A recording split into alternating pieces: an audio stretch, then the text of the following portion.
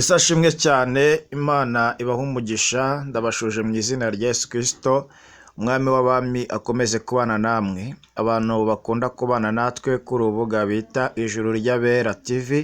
Imana ibaha umugisha uwo dukurikiranye kandi Imana ikomeze iguha imbaraga iguha umugisha muri byose mu izina rya Yesu Kristo. Ijambo ry'uyu munsi Imana yashyize ku mutima wacu riri muri Yohana igice cya 14 umurongo wa 6 haravuze ngo ni njye nzira n'ukuri n'ubugingo nawe ujya kwa data namujyanye. Imana iravuze ngo Yesu Kristo niwe nzira n'ukuri n'ubugingo nawe ujya kwa Mana Yesu Kristo atari umujyanye. Hari abantu benshi bajya bibwira yuko bazagezwayo n'ubushobozi, bazagezwayo n'ubutunzi bwabo, bazagezwayo n'amaboko yabo, ariko ndashaka kubwira mwene data yuko Kristo ari we nzira n'ukuri n'ubugingo.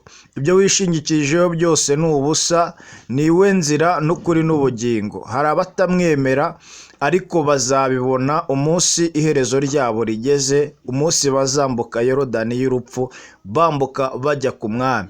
Ntabwo bazinjira mu bwami Yesu atari we winjije mu bwami bwa data.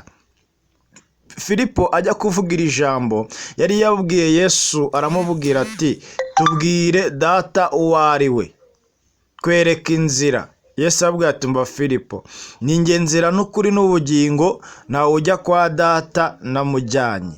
Imana ishimwe cyane. We wizeye Yesu, wowe ukurikira Yesu, ndashaka kubwira ngo komeza muri iyo nzira, ukomeze inzira watangiye. Nyagasani muri kumwe. Imana data ni umwami w'abami kandi ni Imana ikomeye cyane.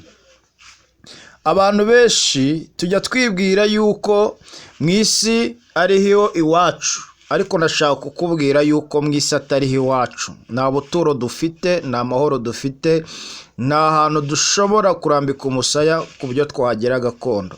Ndashaka kubwira ijambo rikomeye, ndashaka kubwira yuko isi iraza gushirana no kwifuza kwabo. Ndagira ngo mubaririze inzira za kera zo mukwiriye kunyuramo. Inzira nta yindi tukwiriye kubonererwamo muri Kristo Yesu, niwe wenyine dukwiriye kuboneramo inzira y'ukuri. Nta yindi nzira, nta yindi nzira. Ni gute wakwinjira muri Yesu? Ni ukumwizera, ukatuza akanwa kawe, ukizera yuko Yesu Kristo ari umwami n'umukiza ubugingo bwawe. Bibiliya iravuga ngo icyo gihe uzakizwa. Mwene data, ndashaka kubwira iri jambo rikomeye cyane. Niwakira Yesu uzaba uri mu nzira ijya mu bugingo buhoraho, ariko numwihakana nawe azakwihakana imbere y'abamarayika n'imbere ya data. Ni mpamvu yavuze ngo abantu nibamamya bakamvuga neza muri rubanda, bakamvuga neza mu bandi, nanjye ndi imbere ya data nzabahamiriza yuko ari abana banjye. Yesu Kristo niwe nzira n'ukuri n'ubugingo. Mwizere ntacyo uzamuburana, mwizere nta makuba azakugeraho, mwizere Yesu Kristo azaguha ubuzima, mwizere niwe mwami w'abami, mwizere niwe ushoboye byose, mwizere niwe umara agahinda, mwizere niwe utanga ubugingo buhoraho.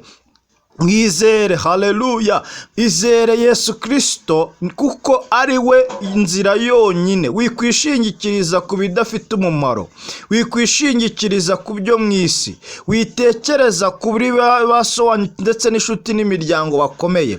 Abo ngabo ntabwo ari yo nzira. Inzira ikomeye ishobora kukugeza ahakomeye utabasha kwigeza ibonekerwa muri Kristo Yesu. Ntibisaba amashuri kumwizera, ntibisaba amafaranga kumwizera, bisaba kwatuza akanwa kawe ukizera yuko Yesu Kristo ari umwami n'umukiza w'ubugingo bwawe, ko azakiza ubugingo bwawe akaguha ubugingo buhoraho, azakuha umunezero akaguha ubuzima. Ntabwo bisaba ibiguzi byinshi, ntibisaba imibare myinshi cyane. Birasaba wowe guca bugufiya, ukiyoroshya, ukamenya yuko Yesu Kristo ari umwami n'umukiza ubugingo bwawe. Shuti yanjye, izere Yesu, ibyo wabuze byose uzayibonera mu nzira ya Yesu niho uzabibonera. Amahoro wabuze uzayibonera muri Yesu, umutekano wabuze uzabonera muri Yesu, umugisha yose wabuze uzayibonera muri Yesu. Komeza wizere ushikame. Yesu Kristo niwe nzira n'ukuri n'ubugingo. Nta muntu uzajya kwa data atari umujyanye. Komera, shikama muri iyo nzira. Yesu niwe ukomeye ku buzima bwawe. Imana iguhe umugisha. Shalom.